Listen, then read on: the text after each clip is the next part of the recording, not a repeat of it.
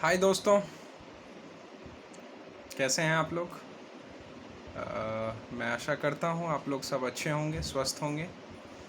और भगवान से मेरी यही प्रार्थना कि जिस कोरोना की समस्या को इन दिनों हम फेस कर रहे हैं उससे हमें मुक्ति मिले और इसकी जल्द से जल्द वैक्सीन आए और कुछ अच्छा हम लोग के साथ हो, हम लोग और थोड़ा बेटर महसूस करें। और समाज में जो भी चीज़ें रुकी हुई हैं, स्कूल विद्यालय कॉलेज ऐसी चीज़ें वो रुकें और जो रुकी हुई हैं चीज़ें वो फिर से खुलें, स्कूल खुलें, कॉलेज खुलें और जो भी चीज़ें हमारी ठप पड़ी हैं वो फिर से ट्रैक पर आएँ और एक सिस्टमैटिक ऑर्डर में सारी चीज़ें चलने लगें।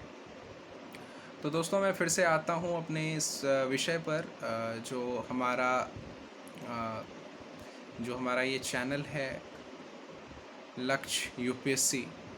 इस लक्ष्य यूपीएससी चैनल में दोस्तों मैंने एक प्लेलिस्ट शुरू की है, जिस प्लेलिस्ट को मैंने नाम दिया है इंडियन कॉन्स्टिट्यूशन एंड पॉलिटी।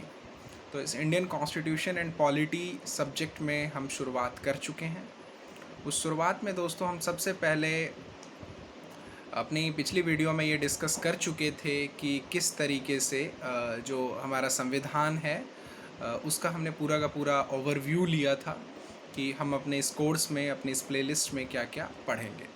तो दोस्तों, मैं थोड़ा सा रिवीजन वर्क करूँगा जिससे कि कहीं हद तक अगर आप इस वीडियो को सुन रहे हैं तो फिर कुछ चीज़ें आपको रिकॉल हो जाएंगी। तो दोस्तों, मेरा फिर से निवेदन कि आप अगर इस वीडियो को देख रहे हैं तो आप अपनी एक नोटबुक और अपना पेन ज़रूर अपने पास रखें और जो कुछ भी आपको इम्पॉर्टेंट पॉइंट दिखे उसे नोट डाउन करें। और क्योंकि वो आपके लिए फिर ईजियर रहेगा कि आगे आप उसको ओपन करके और फिर अपने जो इन्फॉर्मेशन है, अपनी जो नॉलेज है उसको आप फिर कहीं ना कहीं इनरिच कर पाएंगे, कहीं ना कहीं अपग्रेड कर पाएंगे। तो दोस्तों, मैं थोड़ा सा दोहराना चाहूँगा कि पिछली वीडियो में जो हमने डिस्कस किया था, उस पिछली वीडियो में हमने ये डिस्कस किया था कि हमारा भारतीय संविधान जो है, जो हमारी राज्य व्यवस्था है, भारतीय संविधान एवं राज्य व्यवस्था, ये हमारा मान लीजिए एक टॉपिक था। इस टॉपिक में हमने सबसे पहले जिक्र किया संवैधानिक विकास का। मतलब हम अपने इस मॉड्यूल में, अपने इस प्लेलिस्ट में ये समझेंगे कि हमारे संविधान का विकास कैसे हुआ। मतलब जो आज आप एक संविधान देख रहे हो, जो अपना ये इंडियन कॉन्स्टिट्यूशन देख रहे हो, एग्जैक्टली कैसे बना, इसमें जो है क्या क्या चीज़ें थी, कैसे डेवलपमेंट हुआ, इसका विकास कैसे हुआ। एकाएक तो नहीं बन गया, तो थोड़ा टाइम लगा। और क्या ऐसी चीज़ें थी, क्या ऐसी फंडामेंटल चीज़ें थी जिससे कि ये बना। ठीक है, तो संवैधानिक विकास को हम समझेंगे और यही हमारा प्लेलिस्ट का नाम ही है, मतलब अभी हमारा टॉपिक ही यही है।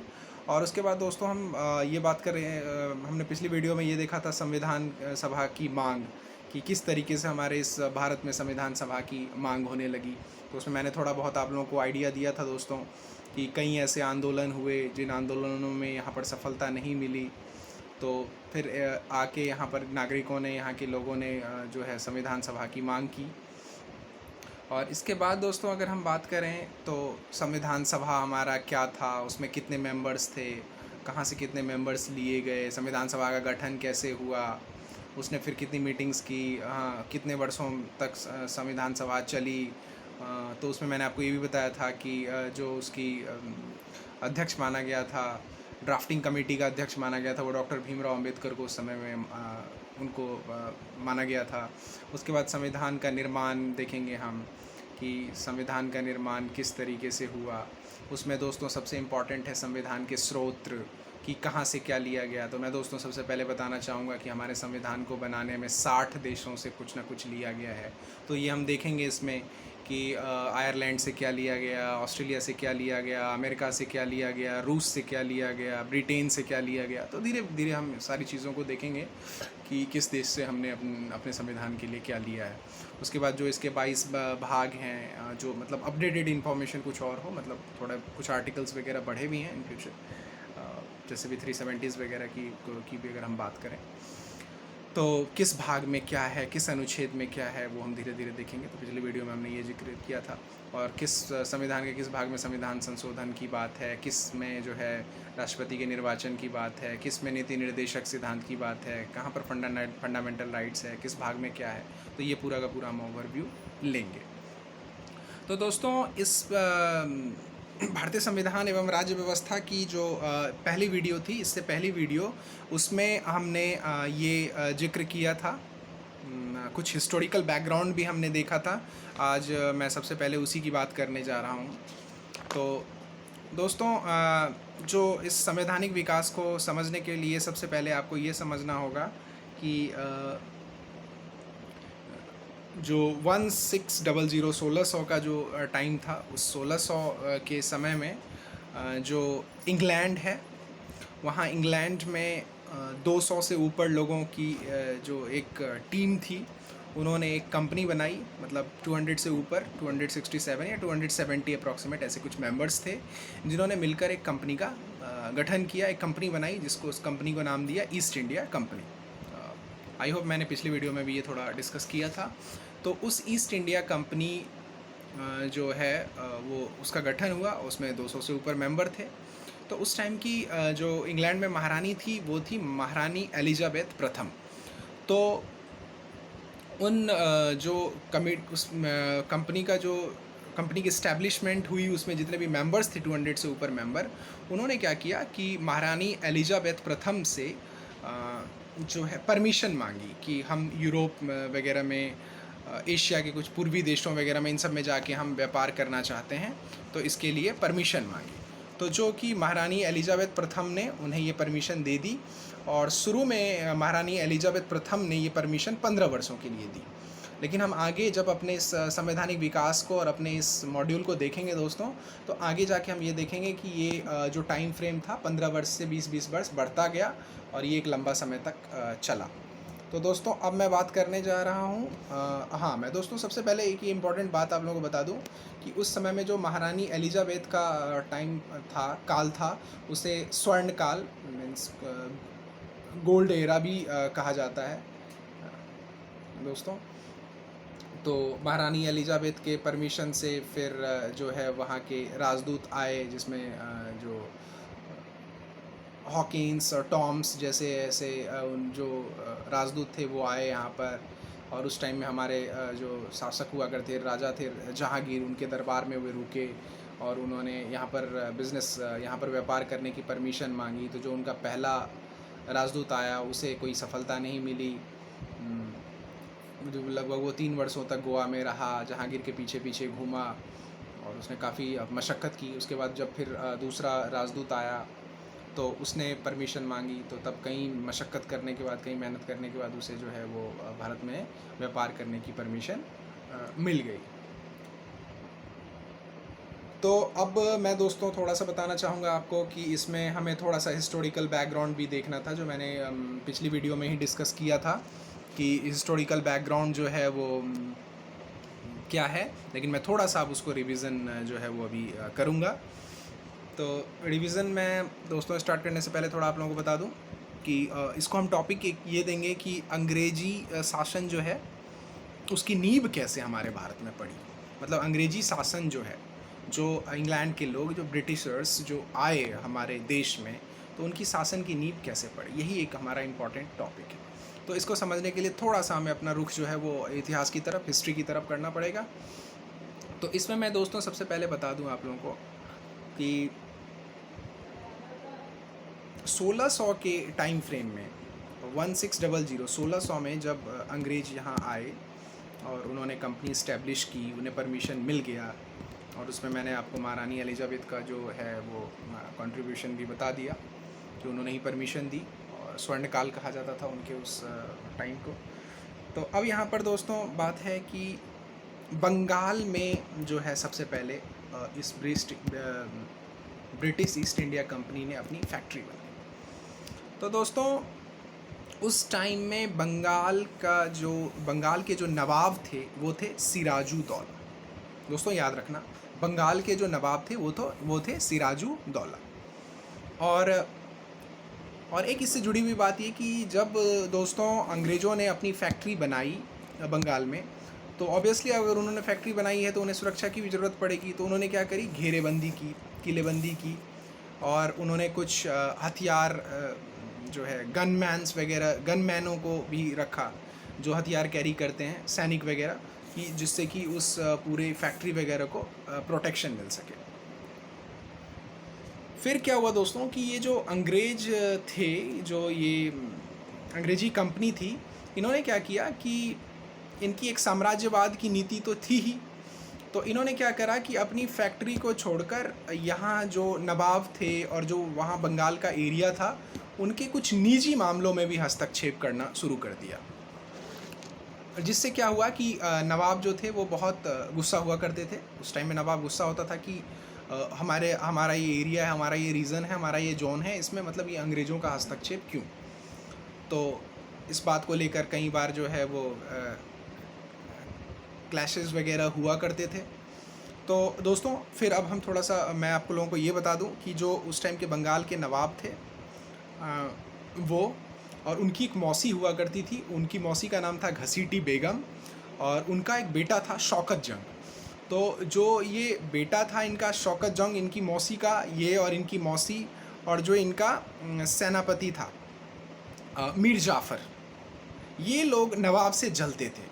ये लोग नवाब से जलते थे, उसके बहुत सारे कारण थे। जो नवाब का उस समय का काम करने का तरीका या जो भी बातें थी, उन चीज़ों को लेकर ये जो है इनकी मौसी का बेटा, मतलब इनका कज़न, और ये मीर जाफ़र इनका सेनापति, ये लोग नवाब से जलते थे। और उस टाइम में जो गवर्नर था, ब्रिटिश गवर्नर था, वो था लॉर्ड क्लाइव।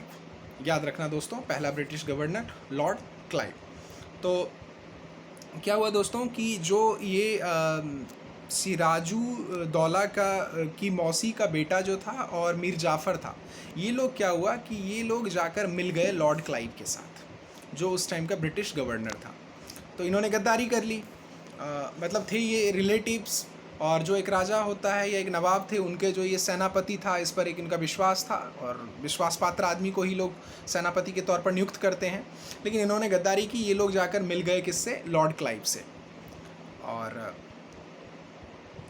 बंगाल का जो नवाब था उसे जो उस टाइम की ब्रिटिश ईस्ट इंडिया कंपनी का जो एक्शन प्लान था या वो जो काम करते थे, उनके निजी मामलों में हस्तक्षेप करते थे, इन चीज़ों से जो है वो नवाब क्या था, बहुत गुस्सा हुआ करता था।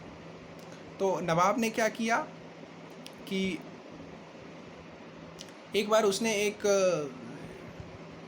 146 लोगों को, अंग्रेज 146 को उसने एक बंद कमरे में, एक काल कोठरी में बंद कर दिया। और 2-3 दिन के बाद, मीन्स 23 जून 1756 में जो है वो उस कमरे को खोला। तो उस कमरे को जब खोला तो देखा गया कि उस कमरे में जो है वो 23 लोग सिर्फ जिंदा हैं, और जो बचे हुए लोग थे वो सब मारे गए।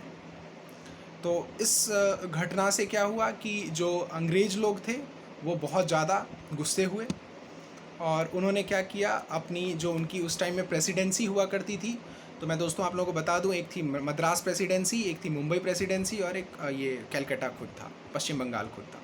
तो इन्होंने अपनी और प्रेसिडेंसी से अपनी सेनाएं बुलाई, और मुख्यतः मद्रास प्रेसिडेंसी से अपनी सेनाएं बुलाईं, और इन्होंने क्या किया, युद्ध का ऐलान कर दिया।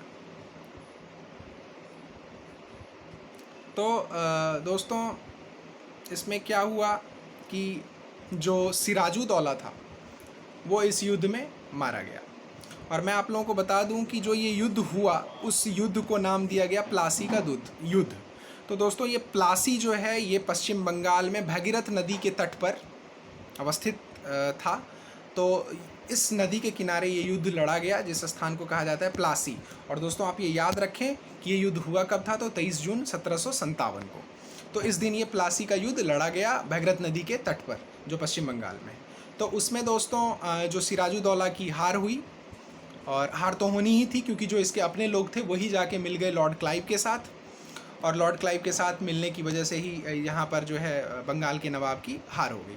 तो दोस्तों जो बंगाल का नवाब था सिराजू दौला, उसका जो सेनापति था मीर जाफ़र, वो तो पहले ही जाके मिल चुका था लॉर्ड क्लाइव के साथ, उसने गद्दारी कर ही दी थी। तो सिराजू दौला के मरने के बाद जो लॉर्ड क्लाइव था, मतलब ब्रिटिश गवर्नर, उसने क्या किया, मीर जाफ़र को नवाब बना दिया। क्योंकि साठगांठ वैसे ही दोस्तों नहीं होती है, कुछ ना कुछ अपने गोल, अपने मोटिव के लिए साठगांठ होती है। तो इसकी जो साठगांठ हुई थी ब्रिटिश गवर्नर के साथ, वो इसकी जो दिल्ली आकांक्षा थी उस समय में वो उसकी पूरी हो गई, इसको गवर्नर बना दिया गया बंगाल का। इसके बाद दोस्तों क्या हुआ कि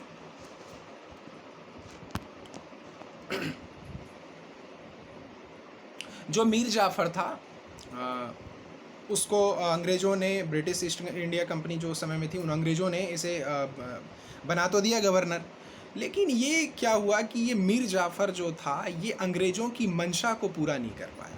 मतलब जो एग्जैक्टली अंग्रेज़ उससे चाहते थे कि वो इस तरीके का करे, वो इनके अकॉर्डिंग करे, ऐसा करे, उस चीज़ को ये पूरा कर नहीं पाया।